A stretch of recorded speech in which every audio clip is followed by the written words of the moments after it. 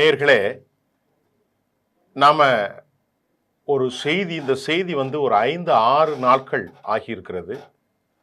அது பிரபலமான ஒரு செய்தி.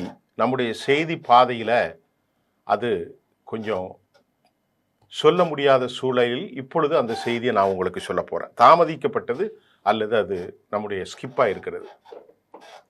ராகுல் காந்தியும் அவருடைய சகாக்களும் தேஜஸ்வியோடு சேர்ந்து கிட்டத்தட்ட ஒரு பெரிய வெற்றிகரமான யாத்திரையை அவங்க நடத்தி முடிச்சாங்க. செப்டம்பர் 1ஆம் தேதி பாட்னாவில் பெரும் கூட்டத்தை கூட்டினார்கள். ஓட்டு திருட்டு, அதாவது ஓட் சாரி திருடப்பட்டிருக்கிறது என்பதை பெரிய அளவில் குற்றச்சாட்டை வைத்தார்கள். 28 மாவட்டங்களில் 110 தொகுதிகளை உள்ளடக்கிய இந்த மிகப்பெரிய ஒரு tremendous impact on the society, மக்களில் ஒரு பெரிய தாக்கத்தை ஏற்படுத்தி இருக்கிறது. கர்நாடகாவில் மாதேஸ்வர்புரா, அதே மாதிரி மகாராஷ்டிரா 1 கோடி வாக்குகள், ஹரியானா, இந்த மாதிரி தொடர்ந்து பீகாரிலும் தற்போது 65 லட்சம் வாக்குகள் திருடப்பட்டிருக்கிறது, நீக்கப்பட்டிருக்கிறது. அதில் 22 லட்சம் வாக்காளர்கள் மரணித்தார்கள், 35 லட்சம் வாக்காளர்கள் புலம்பெயர்ந்தார்கள், 8 லட்சம் வாக்காளர்கள் அவர்கள் டூப்ளிகேட் என்றெல்லாம் சொல்லி நீக்கியிருக்கிறது. இதில் ராகுல் காந்தி அவருடைய வாக்கில் ஒரே வீட்டில் 900 ஓட்டு, 700 ஓட்டு, 500 ஓட்டு, கர்நாடகாவில் 48 ஓட்டு, 500 ஸ்கொயர் ஃபீட்டு கூட இல்லாத வீட்டில் 100 ஓட்டுலாம் எப்படி இருக்கிறது? இறந்து போனவர்களையோடு டீ குடித்தார் ராகுல் காந்தி. இது இந்தியா முழுவதும் பெரும் பேச்சு பொருளாக ஆன போதும் தேர்தல் கமிஷனுடைய ஞானேஸ்வர் குமார் ராகுல் காந்தியின் மீது கடும் சீற்றத்தை வெளிப்படுத்தியிருந்தார். ஆனால் கேட்கப்பட்ட 10 கேள்விகளுக்கு அவரால் பதில் சொல்ல முடியவில்லை. தேர்தல் கமிஷன் பாரதிய ஜனதாவுடைய பிராக்சியாக செயல்படுகிறார்கள் என்ற கடுமையான குற்றச்சாட்டத்திற்கும் அவர்கள் மேனிப்புலேஷன் செய்யப்படுகிறது, மோடி அமித்ஷாவின் கையாளாக மாறியிருக்கிறார்கள் என்ற குற்றச்சாட்டை இந்திய எதிர்க்கட்சியின் தலைவர் ராகுல் காந்தியும் மட்டுமல்லாமல் பல இந்தியா கூட்டணி தலைவர்களும் வைத்திருக்கிற போது ராகுல் காந்தி தேசிய அளவில் இந்த பிரச்சனையை மையப்படுத்திய ஒரு வலுவான ஒரு பலசாலியான தலைவராக மாறியிருக்கிறார். இது ஒட்டுமொத்த தேசத்தினுடைய செய்திகளின் கருத்து. அது மட்டும் இல்லாமல் அவர் நடத்திய இந்த கூட்டத்தில் ஆம் ஆத்மி கட்சியினுடைய வாழ்த்துக்களை பெற்றிருக்கிறார். மமதா ரெப்ரசன்டேட்டிவ் அனுப்பியிருக்கிறாங்க. தமிழ்நாட்டிலிருந்து மு.க. ஸ்டாலின், ஆர்ஜேடி, உத்தவ் தாக்கரே, எல்லா கட்சிகளுமே அநேகமாக கலந்து வாழ்த்துக்களை தெரிவித்தார்கள். தங்களின் அகிலேஷ் யாதவ் மிக முக்கியமாக கலந்து கொண்டார். தங்களுடைய இருப்புக்கே கேள்வியாகிவிடும், ரீஜனல் விவகாரத்தில் இவர்கள் இப்படியே தொடர்ந்து எப்படி வெற்றி பெற முடியும் என்ற ஒரு சந்தேகமும் மன அழுத்தமும் பிஜேபி அல்லாத 62%, 63% வாக்குகளை மட்டும் பெற்று கொண்டிருந்த எதிர்கட்சிகளுக்குள்ள ஒரு அப்ரிஹென்ஷன்ஸ் உருவாகி இருக்கிறதையும் ராகுல் காந்தி தற்போது செலுத்தியிருக்கிறார். இந்த நிகழ்வில் ராகுல் காந்தி அடுத்து ஒரு ஹைட்ரஜன் பாமை நான் வீசப்போகிறேன், அந்த செய்தியின் ஊடாக பிரதமர் மோடி அவர்கள் இனி வெளிவந்து முகம் காட்ட முடியாத அளவிற்கு அவர்கள் அவ்வளவு பெரிய மோசடியிலே நான் வெளியே ஸ்டிங் ஆபரேஷன் கொண்டு வரப்போறேன் என்று சொல்லியிருக்கிறார். அது என்ன என்று இன்னும் தெரியவில்லை. நியூஸ் மினிட்ஸ், இந்தியா டுடே போன்றவைகள் ராகுல் காந்தியினுடைய அந்த குற்றச்சாட்டின் இலக்க எண்ணை அடிப்படையாக வைத்த வீட்டில் போய் பார்க்கிற போது யாருமே இல்லை, அதுதான் உண்மை. அதுவும் பெரும் ஞானேஸ்வர் குமாருக்கு பெரும் சிக்கலை ஏற்படுத்தி இருக்கிறது. விசாரிக்க மறுத்திருக்கிறார். கோர்ட்டில் போய் பிரசாந்த் பூஷன் போன்றவர்கள் அஃபிடாவிட்டை தாக்கல் செய்த விவகாரத்தையும் அவர்கள் ப்ராசிக்யூஷன் தரப்பில் வைக்கப்பட்ட வாதங்களுக்கு மறு உத்தரவை வழங்கியிருக்கிறார்கள். கோர்ட் ஆதாரை பெற்றுக்கொள்ள வேண்டும், ஆதாரை இணைக்க வேண்டும் என்று சொன்னபோது மீண்டும் ஆதாரை இணைக்க மறுக்கிறார்கள்.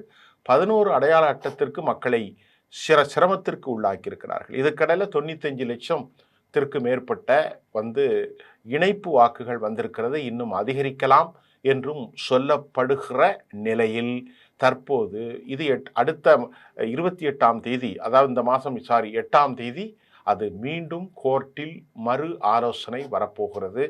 அநேகமாக எதிர்க்கட்சிகள் இந்த தேர்தலை ரத்து செய்ய வேண்டும் என்று அவர்கள் கோரிக்கை வைத்திருக்கிறார்கள். அல்லது இந்த 65 லட்சம் பேரும் மறுபரிசீலனை செய்ய வேணும். இட்ஸ் டேக்ஸ் மோர் டைம், அதனால் எங்களுக்கு அதிக டைம் இருக்கணும். நீக்கப்பட்டவர்கள், விடுபட்டவர்கள், இறந்தவர்கள் displaced from their own place and home, அதிலிருந்து வெளியேறியவர்கள், இதெல்லாம் நாங்கள் சரி பண்ணுறதுக்கு மோர் டைம் எங்களுக்கு வேணும்.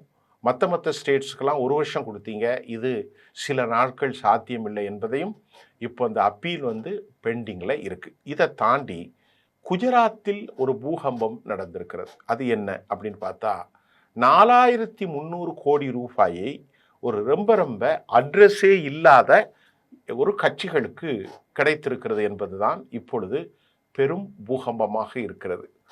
அந்த கட்சிகள், இப்போ தமிழ்நாட்டில் சின்ன சின்ன கட்சிகள் இருப்பாங்க, அந்த கட்சிகள் 4300 கோடியை இந்த சிறு கட்சிகளுக்கு எப்படி வந்தது?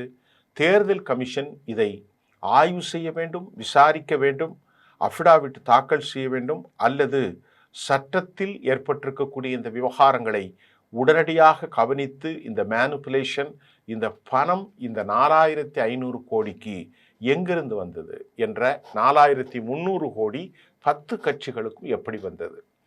டைனிக் பாஸ்கர் என்று சொல்லக்கூடிய மிக முக்கியமான ஹிந்தி சேனல் 10 கட்சிகள் குஜராத்தில் ஒரு ஸ்டிங் ஆபரேஷன் நடத்தினாங்க. அதில் தான் இந்த மோசடி வெளியாகி இருக்கிறது. குஜராத்தில் தொடர்ந்து பாரதிய ஜனதா மட்டுமே வெற்றி பெற்று கொண்டிருக்கிற நேரத்தில் இந்த சின்ன கட்சிகளின் பங்கு என்ன, அந்த கட்சி எது, அந்த கட்சியினுடைய தலைவர்கள் என்ன சொல்ல போகிறார்கள் என்பதை நாம் பார்க்க போகிறோம். டைனிக் பாஸ்கருடைய இந்த ஆய்வுகளில் 4300 கோடியை அவர்கள் பெற்றுக்கொண்டாலும் இந்த சின்ன கட்சிகள் எல்லாம் எவ்வளவு செலவு பண்ணியிருக்கிறாங்கன்னா 39 லட்சம் மட்டும்தான் அவர்கள் செலவு செய்திருக்கிறார்கள் என்பதை எக்ஸ்தலத்தில் இருந்து புதன்கிழமை ராகுல் காந்தி பதிவு செய்து போன வாரம் ரொம்ப ஷாக் ஆயிருக்கார். என்னடா இது, 4300 கோடி அடையாளம் தெரியாத எனானிமஸ் பார்ட்டிக்கு அவர்கள் கலெக்ஷன் செய்திருக்கிறார்கள்.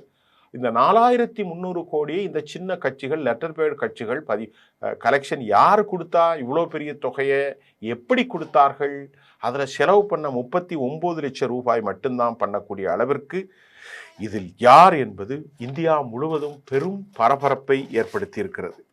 அதே சமயம் ஆயிரக்கணக்கான கோடிகளுக்கு இவர்களுக்கு எப்படி வந்தது? முதல்ல கேள்வி, ஆயிரக்கணக்கான கோடிகள் எப்படி வந்தது? யார் கொடுத்தது? இந்த 10 கட்சிகளையும் இயக்குவது யார் என எதிர்க்கட்சிகள் கேள்வி எழுப்பியிருக்கிறார்கள்.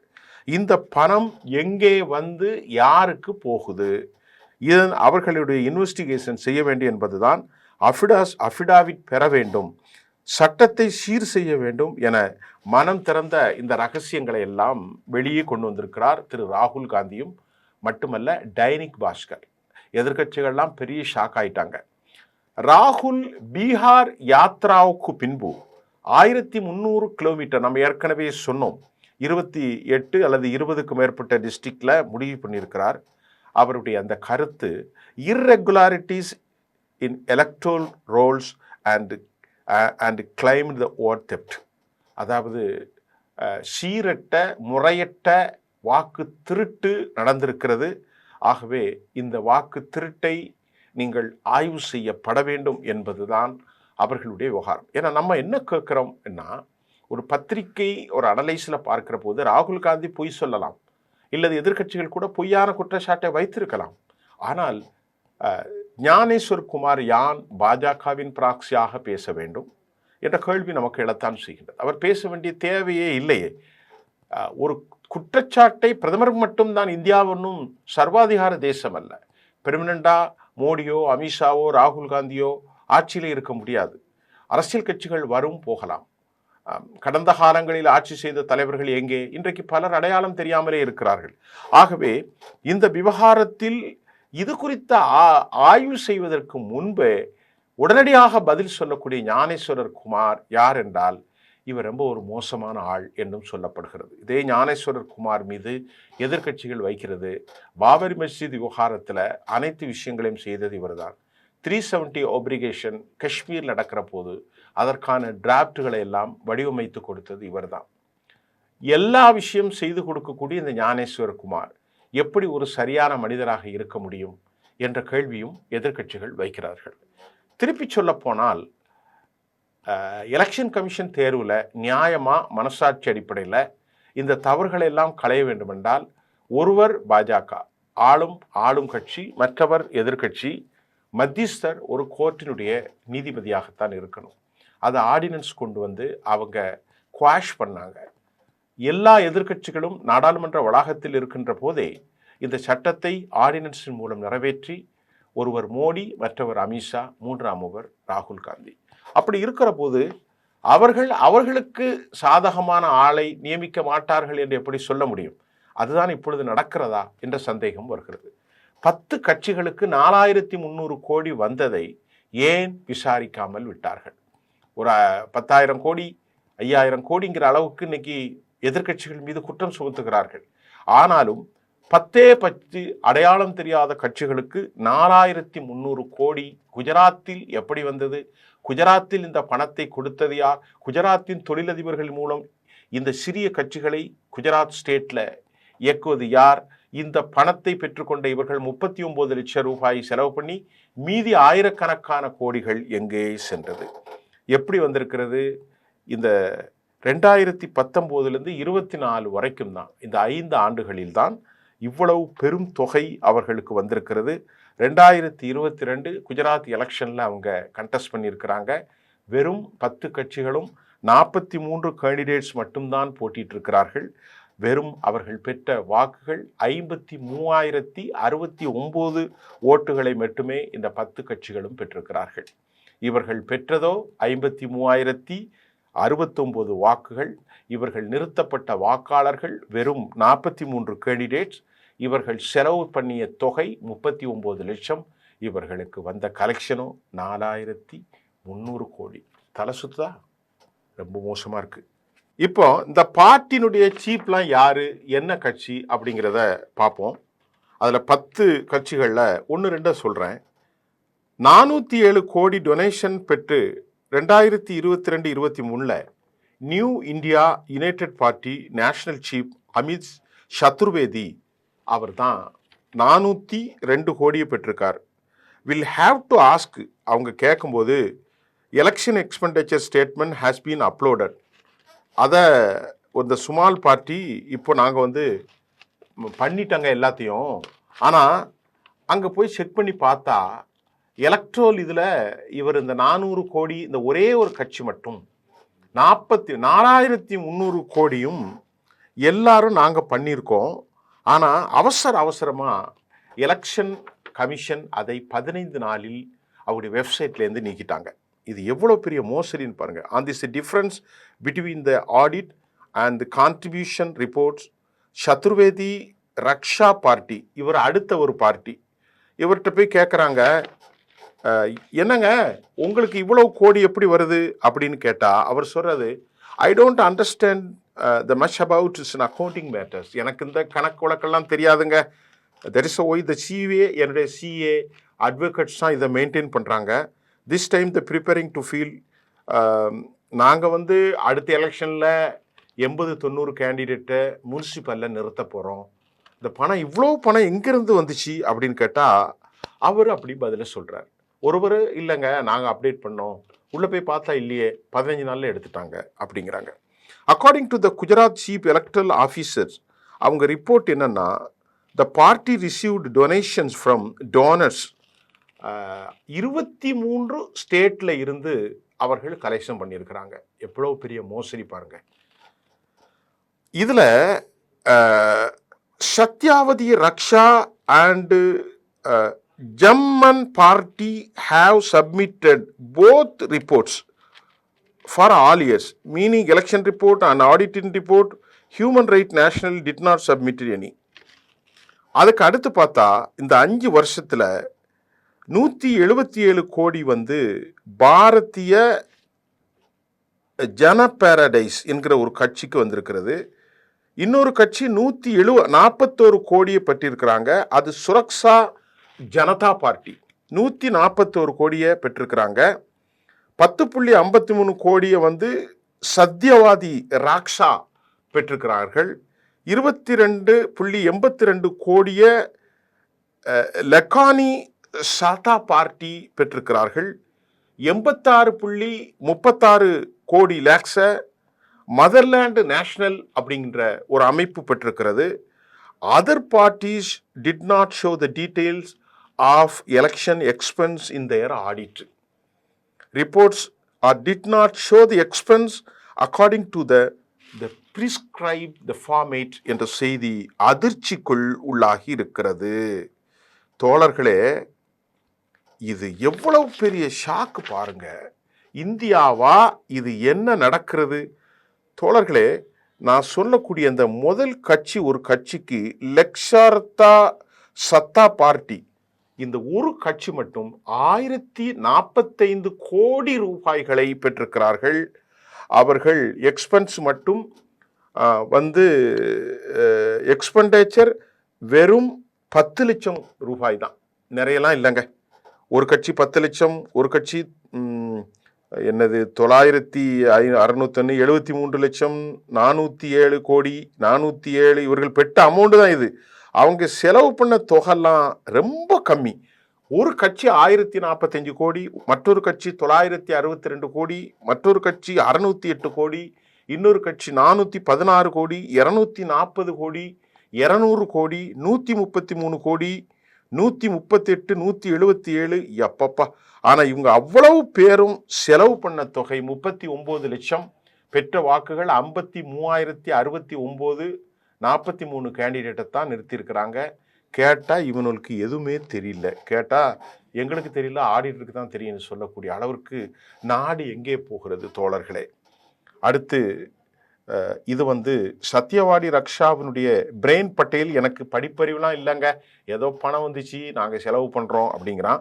அவன் சிஏக்கு தான் தெரியும் அப்படின்னு சொல்கிறார். ஆகஸ்ட் 7ஆம் தேதி வாக்காளர் பட்டியலில் பல முறைகேடுகள் குறித்து ராகுல் காந்தி 1 மணி நேரம் 11 நிமிடங்கள் இந்த விவகாரத்தை எல்லாம் ஆரம்பத்தில் சொல்லியிருந்தார். 22 பக்க விளக்கங்களை டிஜிட்டல் டிஸ்பிளேயாக அது அமைந்திருந்தது. திருட்டு நடைபெறுவதை உறுதி செய்யப்பட வேண்டும் என்று சொல்லியிருக்கிறார். Economics the compare the fraudulent with BJP என்றும் அவர் குறிப்பிட்டிருந்தார். எலெக்ஷன் கமிஷன் இதை விசாரிக்க மறுக்கிறது. அது பெரும் ஆச்சரியம் தரக்கூடிய தகவலாக இருக்கிறது.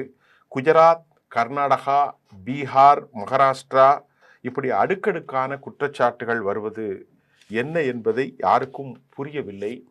ஆகவே இது ஒரு பெரும் ஷாக் நியூஸு. உண்மையிலேயே யார் வெற்றி பெறுவது என்பதை நமக்கு பிரச்சனை இல்லை. நீதியும் நியாயமும் உண்மையும் தலைக்குமா? பெரிய சிக்கல்ல இருக்கு. 10 கட்சிகள் 4300 கோடியை கேட்டால் எதுவுமே தெரியல. அவன் போட்டியிலையும் இல்லை. இப்படித்தான் குஜராத்தில் மேனுப்புலேஷன் நடக்கிறதா? இந்த பணத்தை பெற்றுக்கொண்ட 10 கட்சிகள், இவர்களுடைய முதலாளிகள் யார்? இவர்களை ஏன் இயக்குகிறார்கள்? இவர்கள் இந்த பணத்தை யாருக்கு கொடுக்கிறார்கள்? 23 ஸ்டேட்லேருந்து இவர்களுக்கு கொடுத்தது யார்? 15 நாளைக்குள்ளேயே வெப்சைட்டில் விட்டு இதை ஏன் நீக்கிட்டாங்க தேர்தல் கமிஷன்? இப்படி பல கேள்விகளுக்கு பதிலே இல்லை. உண்மையிலே இந்தியாவில் ஜனநாயகம் இருக்கிறதா என்ற கேள்வி தொங்கித்தான் இருக்கிறது. அடுத்து பல செய்திகளை உங்களோடு தருகிறோம். நன்றி.